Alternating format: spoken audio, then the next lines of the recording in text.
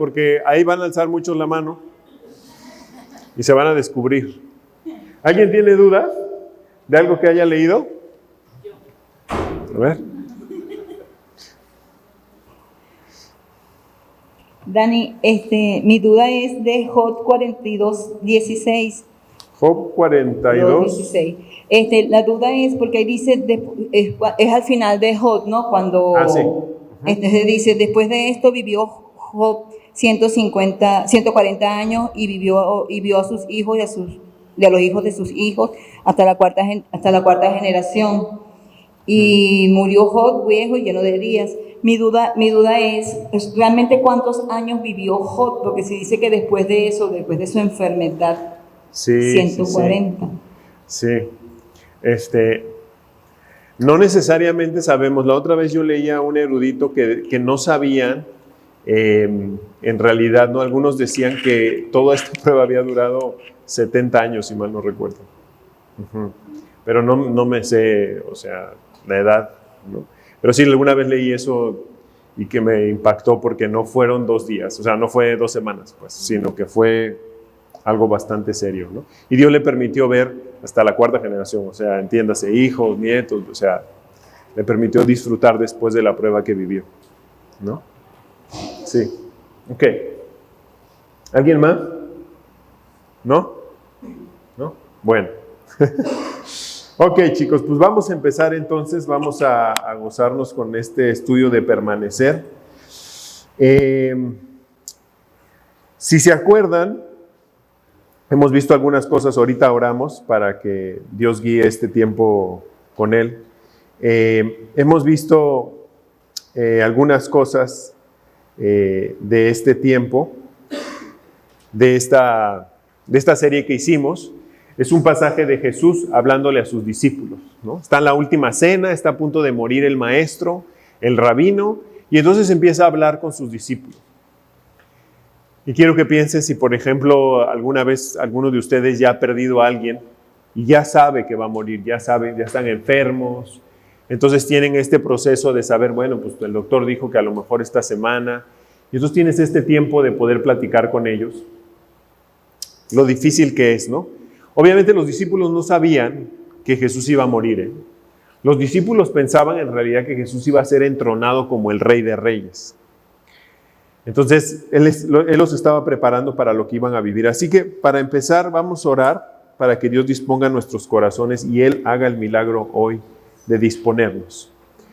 Padre amado, es en el nombre de Jesús que venimos acá. Tú nos trajiste hoy aquí y te pido que esta mañana tú dispongas los corazones. Todos traemos preocupaciones, ansiedades, angustias e inclusive algunos a lo mejor hoy llegamos enojados a esta reunión. Hoy te quiero pedir que quites cualquier estorbo para poder escucharte a ti. Tú puedes darnos una vida diferente y por eso venimos acá, a escucharte a ti con claridad, Señor. Te pido que tú permitas que tu palabra llegue hasta el fondo de nuestros corazones hoy. Y te lo ruego todo, Señor, en el nombre de Jesús. Amén. Ok, bueno. Entonces, solamente recapitulando, Jesús entonces está ahí en la última cena. Imagínense, están 11 discípulos con Él. Y con estos 11 discípulos está Jesús y les empieza a hablar. Y si se acuerdan, habíamos visto allá en Juan 15:1 que Él se empieza a definir de alguna manera y les empieza a decir que Él es el árbol de la vida. Les dice que yo soy la vid. La vid es el árbol de las uvas. Luego dice que Él es, que su Padre es el jardinero. Él es el que hace las cosas en nosotros para que demos fruto, ¿no? Para tener un fruto en nuestra vida, pero también que quita al que no da fruto, o sea, el que no está aprovechando el árbol de la vida. Bueno, dice, pues tú no quieres nada, nos hacemos a un lado, y Jesús nos llamó a permanecer en Él. ¿Se acuerdan? La vez pasada eso vimos, ¿ok? Entonces ahí tienen esta parte de todo pámpano que en mí no lleva fruto, lo quitaré, y todo aquel que lleva fruto lo va a limpiar para que aún así lleve más fruto. Todo se genera a través de esta relación de Jesús. El día de ayer estaban haciéndome unos exámenes médicos y entonces la persona me pregunta que a qué me dedico. Y yo le empecé a platicar lo que Jesús había hecho en mi vida, aunque primero creo que di una respuesta incorrecta al decir que era pastor.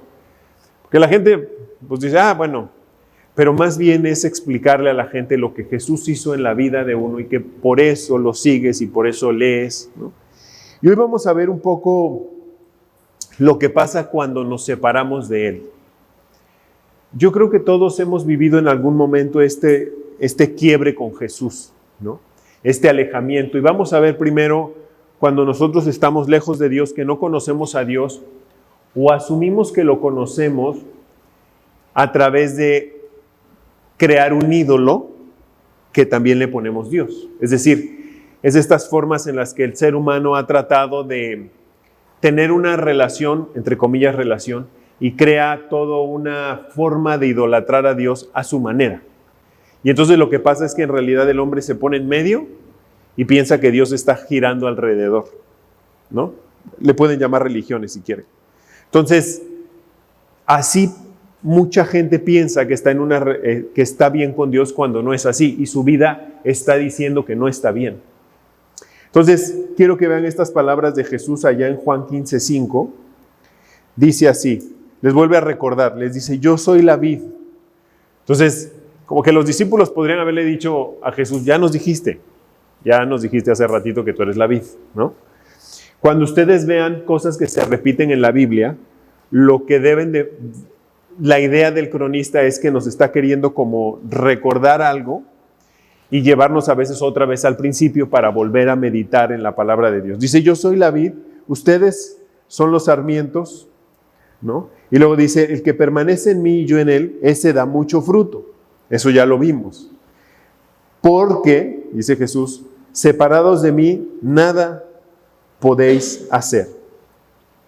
Entonces, este versículo, esta parte pues, donde dice, porque separados de mí nada puedes hacer, uno puede pensar y decir, no, sí he hecho un montón de cosas. O sea, tú puedes estar acá pensando, no, yo he logrado esto y esto. Y pues así que esté muy cerca de Dios, no es así.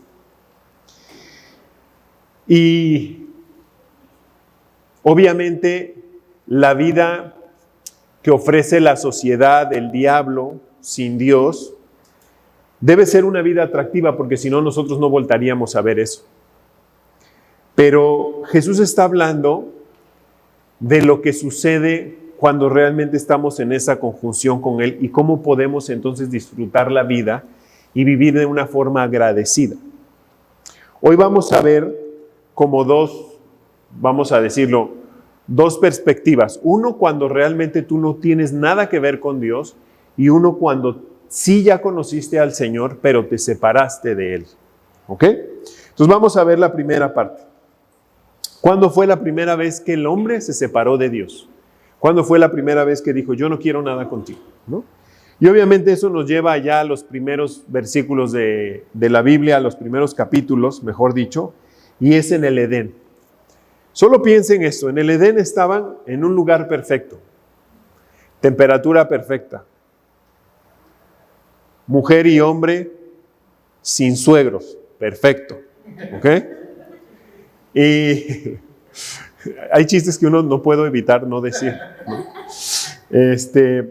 Pero quiero que se den cuenta pues cómo está esta circunstancia perfecta, de tal manera que el hombre podría disfrutar de su relación con Dios. Y solamente le dijo Dios, de este árbol no me vas a comer. Es lo único. Pero les voy a decir algo que hace el diablo siempre en nuestras vidas. Y el diablo pareciera que lo que hace es hacer la libertad que tenemos así, la hace así. Entonces piensen los jóvenes, cuando nuestros papás nos han dicho, no vas a ese lugar. Y entonces automáticamente nosotros contestamos, es que nunca me dejas ir a ningún lado. Y tú dices, la semana pasada, hija, saliste.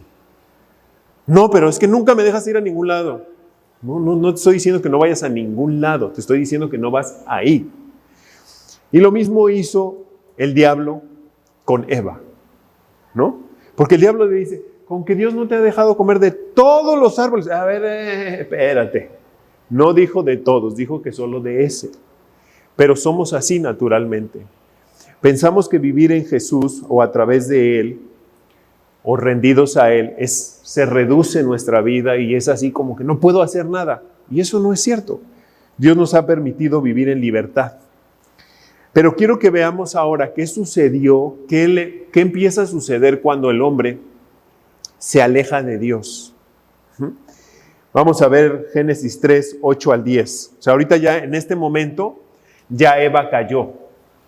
Eva escuchó la voz del diablo, ¿no? Le susurró al oído.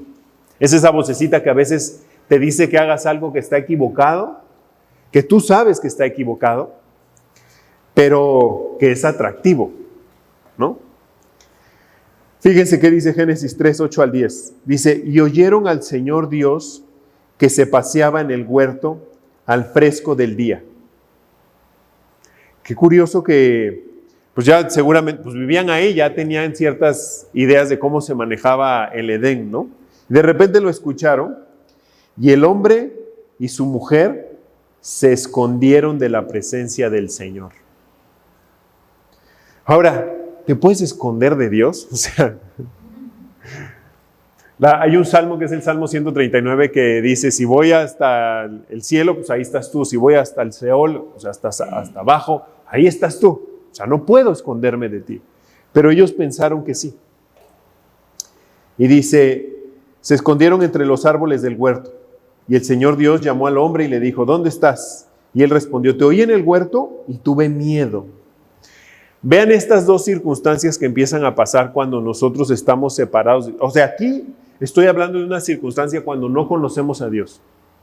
Cuando tú no quieres nada con Dios o lo quieres puesto a tu manera, colocándote tú en el centro y poniendo a Dios alrededor como diciendo, no, bueno, yo voy a poner mis condiciones, ¿no?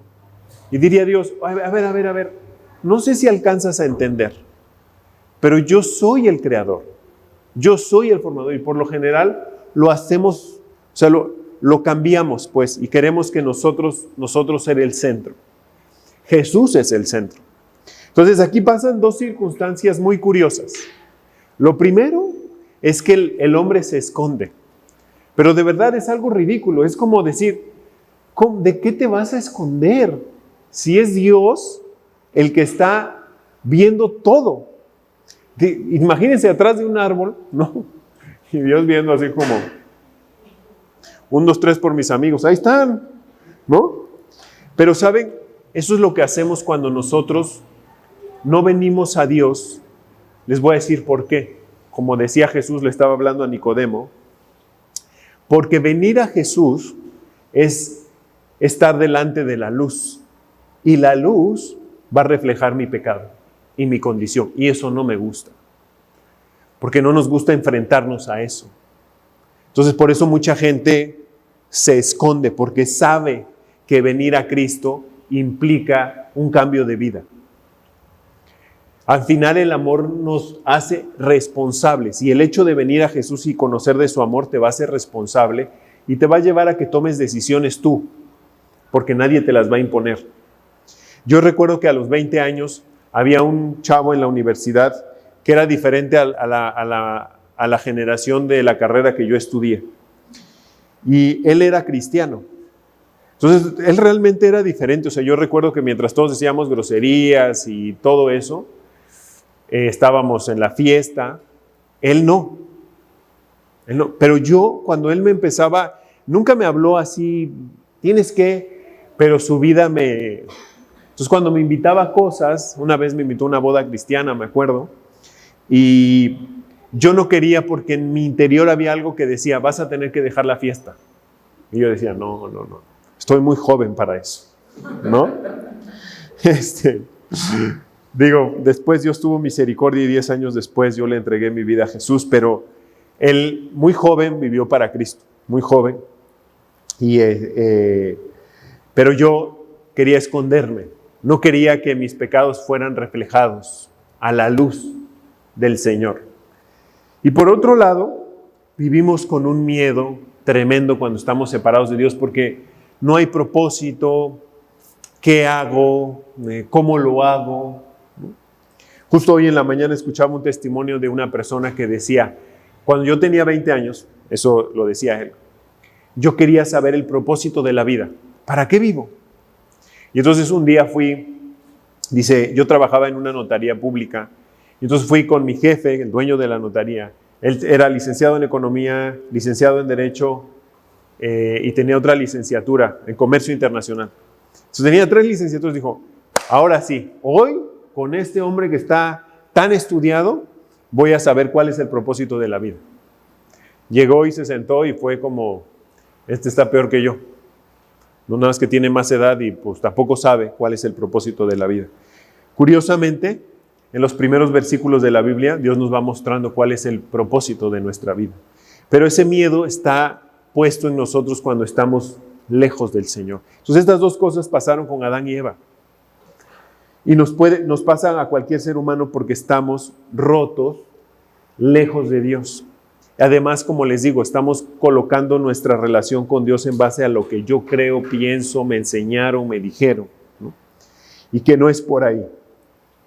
Ahora, ¿qué pasa cuando un creyente, cuando ya vives, cuando ya escuchaste, cuando ya vienes varias veces los domingos, cuando ya de vez en cuando agarras la Biblia? ¿Qué pasa cuando yo me alejo de Dios? ¿Qué pasa cuando yo empiezo a darle espacio al enemigo, al diablo? Fíjense bien, este versículo a mí me encanta. Es un versículo, antes de leérselos, es un versículo que está diciéndole Dios a Jeremías. Jeremías fue un profeta que Dios trae a Israel en un momento en donde ya iban a llevarse al reino. El reino de Israel es el reino del norte y el reino de Judá era el reino del sur. A este reino todavía no se lo llevaban a otro país y estaban a punto. Pero este reino había tenido buenos años con Dios y había tenido malos años con Dios. Y entonces acababan de tener a un rey que se llamó Ezequías, luego, si mal no recuerdo, sigue Josías, y luego viene otro rey que es bastante malo. Pero en este rey, en el de Ezequías, de repente ponen sitio los asirios alrededor de ellos, y cuando ponen sitio, llega un embajador de ellos y a cantárselas y a decirle al pueblo, se los va a llevar el tren, muchachos. ¿A poco ustedes confían en Dios? No me digan. Claro que no, porque en esa época, cuando tú vencías a otro país, también ellos pensaban que era el Dios de esta nación vencía a este Dios. Entonces les decían, miren, dejen de confiar en su Dios, o sea, no los va a salvar. Ezequías ora a Dios y obra un milagro tremendo, matan a 185,000 asirios que estaban alrededor de Jerusalén y se van y los dejan en paz, ¿no? Entonces empezaron a creer que era así como que, bueno, pues como que yo vivo como quiera, oro y Dios arregla, ¿no? Entonces de repente llega ya Jeremías y les empieza a decir, muchachos, arreglen su vida con Dios. No, o sea, aquí hay paz, o sea, aquí no hay problema, tranquilo, no, mi Jeremías, no seas exagerado. Y ellos tenían una frase que decían mucho y decían, templo de Jehová, o templo del Señor, que eso era como una forma de decir, aquí está Dios, porque en Jerusalén estaba el templo que Salomón había construido para Dios. Ahí en ese templo entraba el sumo sacerdote, Dios hablaba con él. Nada más que lo que no sabían nuestros amigos de Israel es que Dios ya no estaba ahí. Porque ellos empezaron a hacer varias cosas de manera equivocada, empezaron a adorar a otros dioses. Y entonces por eso Dios ya no estaba en la oficina, ya no estaba ahí en el templo. Entonces les dice esto que van a leer. Jeremías 2:13 dice así, porque 2 males ha hecho mi pueblo. Me dejaron a mí fuente de agua viva y cavaron para sí cisternas rotas que no retienen nada de agua, o agua pues, yo hice el énfasis. Ok, entonces quiero que vean esta comparativa que trae aquí Jesús. Jesús dice, muchachos, yo soy la fuente de agua viva.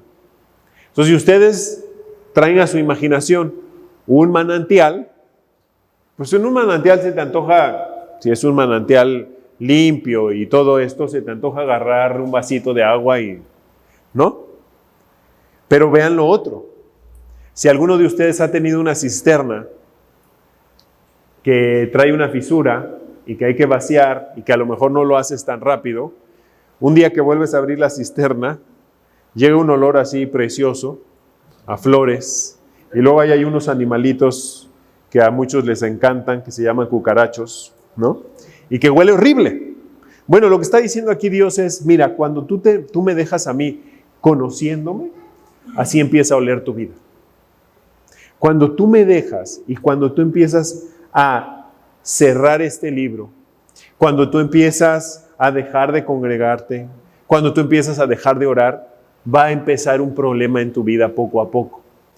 Porque así como el enemigo se mete por ideas a tu cabeza, de la misma manera Dios nos da la oportunidad de escuchar su palabra, que son ideas, que son mandamientos, que son cosas reales. Y esto es verdad. Las otras ideas son mentiras, que te las ponen de tal manera para que tú las creas y digas, bueno, no está tan mal, aunque el resultado va a ser bastante tétrico. Entonces, ustedes cada que vean una película, piensen, ¿qué me quiere vender esta película? O sea, ¿qué hay detrás de esa película? ¿Por qué la hicieron? No créanlo. No, las películas no las hacen nada más por hacerlas. Trae un mensaje ahí metido que te quieren poner a ti. Es una idea. Solo como les digo, esta idea está creada por la sociedad y por el diablo. Y el diablo nunca pierdan de vista que es el príncipe de la mentira. Él siempre va a querer venderte algo equivocado. Siempre, siempre. Chavos, los jóvenes, ¿cuál es la forma en la que hoy está metiéndose el diablo a su cabeza? A través de TikTok, Instagram y Facebook. Esa es la manera en la que se mete hoy. Entonces, ustedes a lo mejor pueden decir, ay, por favor, Daniel, vean cuánto tiempo pasan en esa cosa. Antes nosotros no teníamos eso. ¿Y entonces qué hacíamos? Corríamos, jugábamos fútbol, o sea, hacíamos otras cosas que no pasaban ahí. Hoy la maldad está más cerca que nunca. No recuerdo el nombre. Había un hombre que era adorador del diablo y que cuando se creó la tele, él alcanzó a decir, ya metimos al diablo en las casas. Ahora imagínense, ese hombre ya murió. Ahora imagínense si hubiera visto este chunche. Ahora sí no estamos en las casas, estamos en la mano, cuate. Porque ahora la maldad la puedes ver aquí. Entonces la forma en la que el diablo empieza a meter ideas es a través de esto. Entonces hay tanta información hoy, tanta, que le picas y le picas y le picas y ahí estás. Porque es demasiado adictivo. Para eso está creado. Por eso el mismo dueño de Facebook no permite que pasen aquí mucho tiempo la gente que quiere. El dueño de Twitter, si mal no recuerdo, no le dejaba a sus hijos que tuvieran esto. Algo saben que nosotros no sabemos. Por eso Dios anhela que nosotros entendamos cómo trabaja el enemigo para no darle tanto espacio a él y sí darle espacio. Porque entre menos, ahorita cuando yo he orado últimamente, cuando me han escuchado algunos, le pido a Dios que calle nuestra mente. Porque nuestra mente siempre está generando ideas, ¿no? Y cuando más espacio le damos a la sociedad y al enemigo en nuestra cabeza, más empieza a hacer. Eso es un hecho. Yo algunas veces he dado el consejo de que construyan un muro de fe, de tal manera que Dios, esta palabra del Señor esté floreciendo dentro de nosotros, ¿no? Así que, pero aquí está pasando esto con Israel y dejaron a Dios. Entonces, imagínense, como creyentes cierras la Biblia, ya no lees como antes, ya no te congregas, empiezas a dar muchos espacios y entonces solo piénsenlo así, si ustedes dan un espacio, o sea, si ustedes le dan ese espacio, lo cierran, con algo lo van a llenar, a fuerzas. Si tú, por ejemplo, hacías ejercicio y de repente dejas de hacerlo, algo haces en lugar de no hacer ejercicio, o te duermes más, o ves más tele, no lo sé. Es lo mismo acá. Si antes pasabas media hora leyendo, entonces esa media hora, ¿qué se la estás dedicando ahora? Y no nos damos cuenta. Entonces vean, le sigue diciéndole ahí a través de Jeremías. Jeremías 2:19 dice, te castigará tu propia maldad y tus apostasías te condenarán. Y luego dice, reconoce pues y ve que es malo y amargo el dejar al Señor tu Dios y no tener temor de mí, declara el Señor Dios de los ejércitos.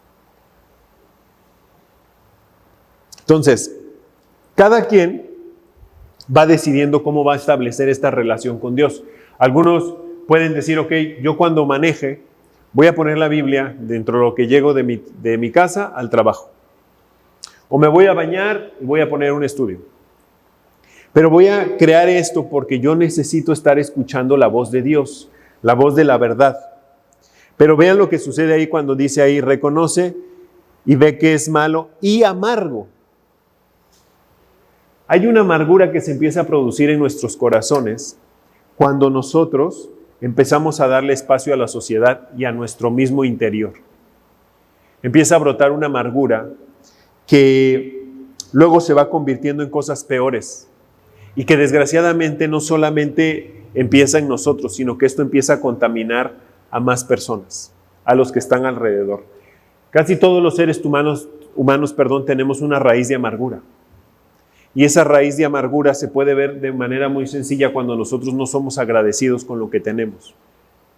Y cuando digo que somos agradecidos, no estoy hablando de cuando la gente dice, sí, gracias a Dios, sino que realmente te pones a pensar y dices, wow, nada de lo que tenemos, por mucho que nos hayamos esforzado, realmente lo merecemos. Solo quiero que piensen todos los papás que están acá. ¿Cuál es la diferencia en que nosotros tengamos hijos sanos y la familia que hizo bien las cosas y de repente su hijo tuvo cáncer? ¿Cuál es la diferencia? No es como que digas, no, pues es que yo no me lo merecía. Tampoco él, necesariamente. Pero a veces se nos olvida ser agradecidos porque nos está yendo bien. Y dejamos a nuestro Señor y empieza esta amargura. Porque las redes sociales no solamente lastiman a los jóvenes, también a nosotros como adultos. Porque entre más tiempo vemos las redes sociales, obviamente, también empezamos a codiciar. ¿Y por qué no tengo esto? ¿Y por qué no logro esto? ¿Y por qué no? En lugar de dejar que cuando estemos llenos del Espíritu Santo, porque así lo dice Pablo, nos volvemos agradecidos. Agradecidos porque tenemos que comer. Porque, créanlo, a veces necesitamos pasar por cosas para ser empáticos, para entender. Hace un año, un cuñado mío falleció. Falleció muy joven. Y un día orando, yo le daba gracias a Dios porque tenía salud para comer. Porque mi cuñado tenía comida, pero no tenía salud para comer. Y a veces son esos pequeños detalles que uno va pasando por alto y se empieza a fijar en cosas que el Señor diría, oye, ¿no estás agradeciendo por esto que sí tienes? Es que no tengo el carro ese, que no tengo la casa, es que no viajo, es que... Bueno, sí, pero tienes salud. Y te apuesto que cualquier persona que hoy está aquí en la Clínica 25, hospitalizada con algo que no tiene ni idea cómo solucionarlo, te cambia tu lugar mañana. Pero a veces no nos damos cuenta de eso y empieza a ver a la amargura que Dios genera por tus decisiones o que tú solo te generas por las decisiones que tomas al dejar de escucharlo a Él. Porque tu alma lo necesita, ¿sabes? O sea, tu corazón, tu alma necesita estas palabras todo el tiempo. Y qué gozo es empezar a escucharlo. Ahora, ¿qué pasa, Dani, cuando yo dejo que esta amargura crezca? Quiero que vayan a Efesios, capítulo 4, solo para que se den cuenta qué es lo que sucede. Versículo 31. El diablo de una manera en la que trabaja o empieza a lastimar a un creyente puede ser a través de la amargura. Y si tú te sientes amargo o amargado hoy, debes de saber cómo solucionarlo, porque la amargura es la base para empezar a generar otro tipo de cosas. Fíjense, se los leo. Quítense de vosotros toda amargura, enojo, ira, gritería, maldecir y toda malicia. ¿Se dan cuenta que es algo que va increciendo? Primero te sientes amargo, luego empieza a haber un enojo, casi que por todo, te diría yo. Luego empieza a haber ira, luego empieza a haber gritos, luego empiezas a maldecir. Y cuando digo maldecir, no pienses en groserías, necesariamente. A veces sin groserías podemos destruir gente. Y luego empieza a haber acciones de maldad o de malicia. Ah, me la hiciste, ahora vas a ver. Y empezamos hasta a planear. Todo empezó porque estás amargado. ¿Saben cuánta gente desgraciadamente ha caído en eso como cristianos? Mucha gente, mucha gente. ¿Y por qué? Porque no le dan el espacio, porque no lo hacen de corazón, porque empiezan a vivir, digamos, ¿cómo decirlo? De una manera hipócrita.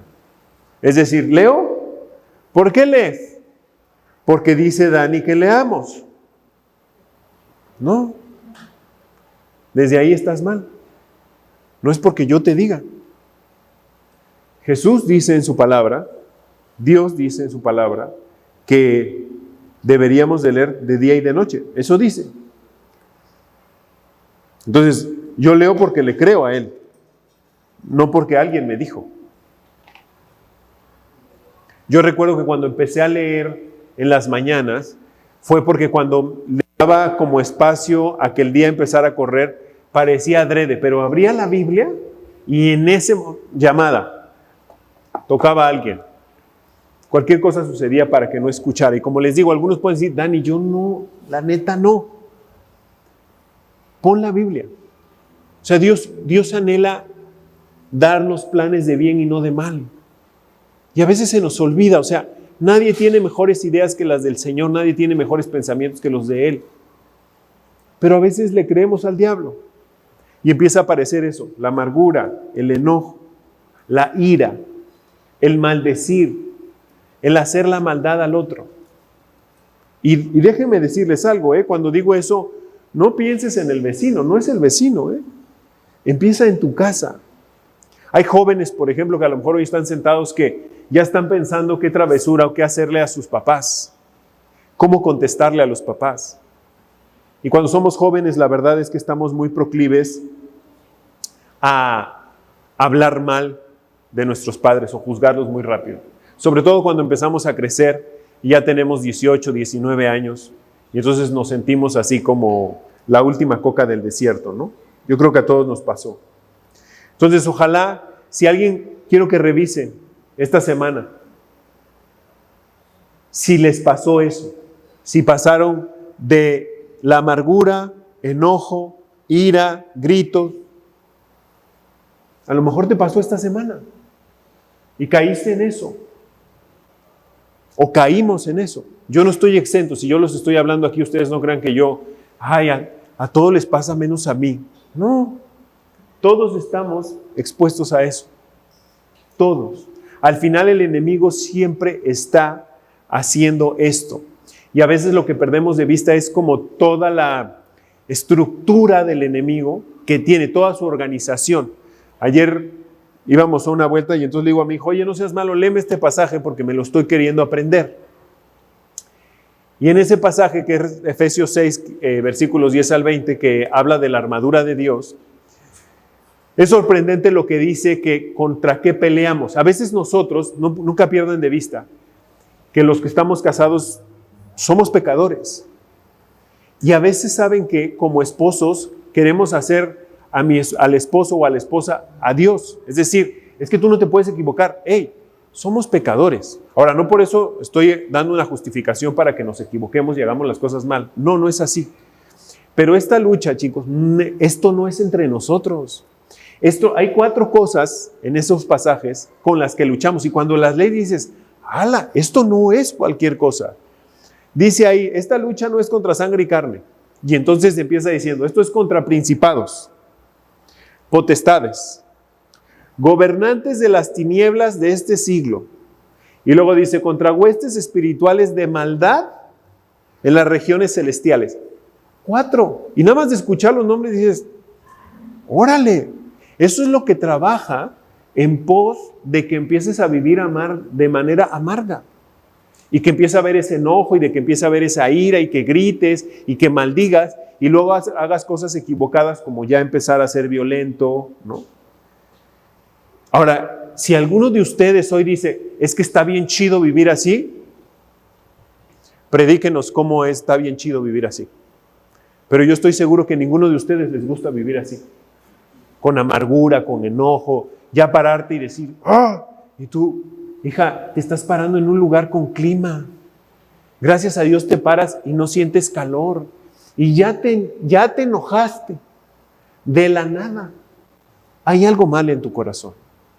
Créemelo, hay algo mal. Eso no está bien. Porque no estás siendo agradecido. O sea, ya el hecho de que te pares y que no te duela nada, debería ser de gozo, de decir, wow, Señor, gracias. Qué chido que no me duele nada. Qué padre que hoy mi primer alimento no tiene que ser un medicamento. Qué padre que hoy puedo ir a abrazar a mi hija al otro cuarto sin ningún problema. De verdad, a veces hay casos que vas escuchando con el día a día que dices, oh, eso sí está bien difícil. A mí personalmente me rompe mucho el corazón cuando vas en la calle y ves a una mamá con una niña chiquita pidiendo lana. ¿Dónde duermen? ¿Les alcanzará el dinero? Oye, Dani, pero pues sus decisiones, sí, yo no sé qué decisiones tomaron y por qué están ahí. Pero eso no me quita a mí el corazón de decir, híjole, qué horror. O sea, yo gracias a Dios tengo dónde llegar, porque piensen en esa gente, no tienen dónde llegar. No saben dónde van a dormir, o si van a pasar el día hoy, o qué van a comer. Pero a veces no vemos ese milagro de poder abrir el refri y decir, y algunos hasta tenemos la bendición de sobreabundar, de decir, ¿qué quieres comer? Hay esto, esto y esto y esto. No nos damos cuenta que hay gente que abre el refri y dice, esto es lo que hay de comer. Es que a mí no me gusta, no hay otra cosa. Es que yo quiero ir a comprar a la tienda, no hay para eso. Ahorita no hay. Y nos puede pasar a todos. Pero vivimos a veces no, eso no es normal. ¿Quién te dijo? ¿Quién te dijo? A veces pensamos, el cristiano se ha empezado a meter en una burbuja donde piensa que si estás bien con el Señor, todo tiene que estar bien. Y entonces eso es así, bendición y no hay bronca. Y a veces se nos olvida leer a Pablo, a Pedro, y Pedro diría, a ver muchachos, ¿no están viendo mi vida? A mí por andar hablando de Cristo me metieron al bote. Y luego al poco tiempo mataron a Jacobo. Y no estoy diciendo que no disfrutemos de lo que Dios nos da, pero a veces lo alineamos de una manera equivocada. El que ya vives de manera contenta y agradecido es un milagro. Es un milagro porque entonces vas a disfrutar. Oye, hoy tengo para comer huevito con frijoles. Qué chido, gracias a Dios. Y lo más chido es que estoy aquí con mi familia y estoy sano.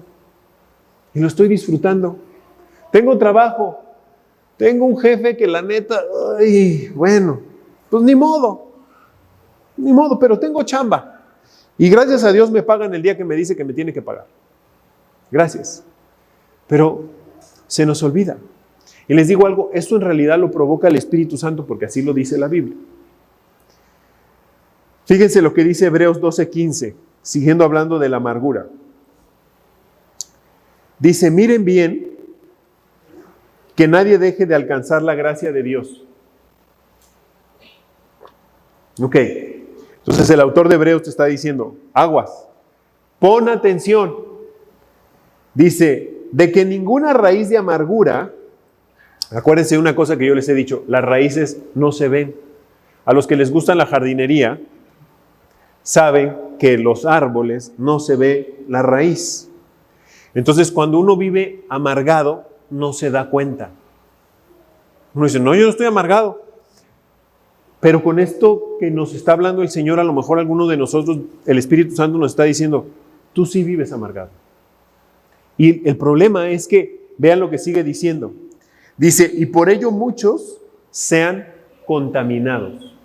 Es decir, ¿alguna vez han vivido con una gente que de todo se queja? Todo todo. Tú le vas a dar una buena noticia y a veces dices, híjole, mejor no se la doy. ¿No? Oye, me subieron el sueldo. Pues a ver si con eso ya haces esto, ¿no? Ya te estás tardando, ¿no? No, o sea, nada, es imposible. Siempre le ven lo malo. Y contamina, o sea, dices, híjole, mejor no le platico. ¿Por qué lo vas a decir? No, mira, aunque suena tan bonito la noticia, de todas maneras esta persona le va a sacar así, a ver qué está mal. Esto está mal. Esto es lo que te voy a decir. A veces como papás así somos, ¿no? Mamá, saqué 10 en español. A ver cuándo sacas eso en matemáticas, ¿eh? No, pues gracias. No, me das muchas ganas de seguir estudiando, ¿no? Entonces la amargura nos va a llevar a tener muchas dificultades. Y lo que hace Jesús es quitar esa amargura. Antes de que llegaran, estaban haciendo pruebas de sonido, entonces me piden que hable y empecé a acomodar el estudio. Y en eso me acordé de un pasaje, salud, que no había recordado haciendo el estudio. Y esto viene en Éxodo. Esto viene en el capítulo 15. ¿No? Viene desde el versículo 22. Se los voy a leer desde ahí. Dice, e hizo Moisés que partieran de Israel, o sea, hablando del pueblo, del Mar Rojo, y salieron al desierto de Shur, y anduvieron 3 días por el desierto sin hallar agua. Imagínense qué padre historia, ¿no? Qué padre el pueblo saliendo de Egipto diciendo, ay, nos sacó el Señor. Y luego 3 días así como de, sí sabrá este Dios que aquí en el desierto hace bastante calor y necesitamos agüita. 3 días, ¿eh? Algunos de nosotros ya nos hemos quedado sin agua algunas horas, algunos les ha pasado días, algunos ya hemos experimentado estar sin luz un tiempo. Y ustedes empiezan a sentir como que no se siente tan padre. Entonces imagínense en el desierto, sin agua. Entonces vean, y llegaron a Mara y no pudieron beber las aguas de Mara porque eran amargas. Eso significa de hecho Mara, amargura. Entonces imagínate que ves las aguas, Moisés, encontramos agua. ¿Sabe rayos? ¿Saben una cosa? A veces, como cristianos, actuamos así. Y en nuestra casa. ¿Tú eres cristiano? No. Oye, ¿no quieres ir con tu tío el cristiano? No, hombre. No, mejor vamos con mi tío el Chelas. Es a todo dar él. Es un amargado de lo peor. O a lo mejor en tu mismo trabajo. Oye, ¿eres cristiano? Sí. Recursos humanos, no me vuelvas a contratar a otro cristiano. ¿Por qué? No. O sea, es insufrible. Eso sí, llega con su Biblia, se pone, lee, y luego empieza queja tras queja, tras queja, tras queja. No, dices, no, hijo, gracias. Imagínense a estos israelitas encontrando el agua y diciendo, no, está bien, no, sabe re fea, pero tienes un chorro de sed. ¿A qué nivel de amargura debería de haber llegado que no la pudieron tomar? O sea, si tú tienes tanta sed, a veces dices, no importa. Pero imagínense lo amargo que estaba, que no quisieron. A veces como creyentes eso nos pasa. Y por eso la gente no quiere. Oye, ¿por qué no viene mi familia? ¿Cómo te explico? Porque aquí puedes venir y, hola, ¿cómo estás? Ay, qué padre que estés aquí, esto y el otro. Pero allá, y no estoy hablando de que sean perfectos, chicos. Créanlo, yo soy padre y soy esposo y mi esposa y mi hijo no dirían ahorita, no, mi papá todo parece cepillín. No, no es cierto. No. Mi esposa, a la cual adoro, a veces me dice ogrín. Ay, tú eres mi ogrín. No me está adulando, ¿eh? Pero es porque al final yo a veces he experimentado eso. Y no está padre. No está padre. Pero vas encontrando cómo solucionarlo. Y vean esto. Dice, entonces el pueblo murmuró contra Moisés y dijo, ¿qué hemos de beber? O sea, oye, ¿y ahora qué tomamos? Y Moisés clamó al Señor. Y el Señor le mostró un árbol y lo echó en las aguas, y las aguas se endulzaron. ¿Qué quiere Dios que hagas? Que dejes que ese árbol llamado Jesucristo entre a tu corazón y que te quite la amargura. Tan simple como eso. Tan simple como decirle, la neta, yo sí tengo amargura y no sé cómo quitármela. Y Jesús diría, ¿me dejas? Sí te dejo. Y vas a empezar a experimentar contentamiento. No te voy a decir que va a ser de la noche a la mañana. Eso no significa, no, como les digo, no significa que no te enojes. No significa que de repente digas, híjole, esto sí me molestó. No, hay cosas que son normales que te molesten. Todos los que somos padres y nos tocan a nuestros hijos, no es como que vayamos a salir con una sonrisa, ¿verdad? Pero Dios nos lleva a vivir contentos. Dios nos lleva a vivir en agradecimiento. Eso es lo que quiero que vean. Y por eso les leí este pasaje. Porque al final, ahí, a través de un árbol, curiosamente, a través de un árbol, el agua pasó de ser amarga a ser dulce. Bueno, lo que anhela el Señor es que a través de Jesús podamos vivir esa vida dulce y que esa amargura se quite de nosotros. Eso es lo que Él anhela, si tú lo dejas. Por último, voy a leerles Proverbios 8:19 y con esto terminamos hoy.